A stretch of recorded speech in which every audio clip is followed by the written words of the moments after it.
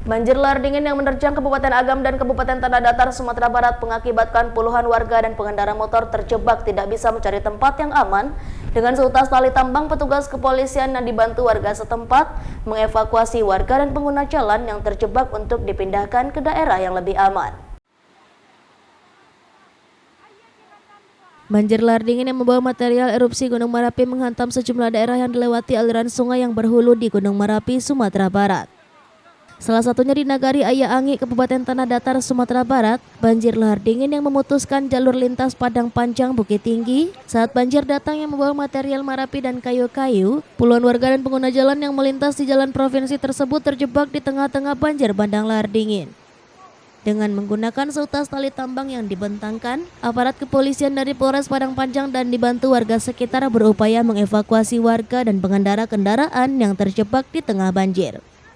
Derasnya banjir, petugas dan warga berjuang membimbing bahkan menggendong warga yang terjebak banjir menuju daerah yang aman.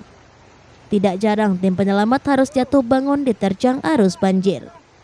Setelah berjuang lebih kurang 1 jam, akhirnya warga yang terjebak berhasil dievakuasi. Intensitas hujan deras yang terjadi dalam beberapa hari memicu terjadinya banjir bandang lahar dingin yang menerjang di beberapa daerah di Kabupaten Agam dan Kabupaten Tanah Datar, Sumatera Barat. Daerah terparah terdampak banjir bandang di Nagari Batabuh, Kabupaten Agam, Sumatera Barat. Hingga kini hujan masih terjadi dan banjir juga masih terjadi, sedangkan aktivitas Gunung Merapi hingga sekarang masih pada level waspada dengan intensitas erupsi masih tinggi. Tanggal 5 April tahun 2024 kita laporkan. Dari Kabupaten Tanah Datar, Sumatera Barat, Agung Sulistyo, iNews melaporkan. Alam berupa banjir lahar dingin, luapan dari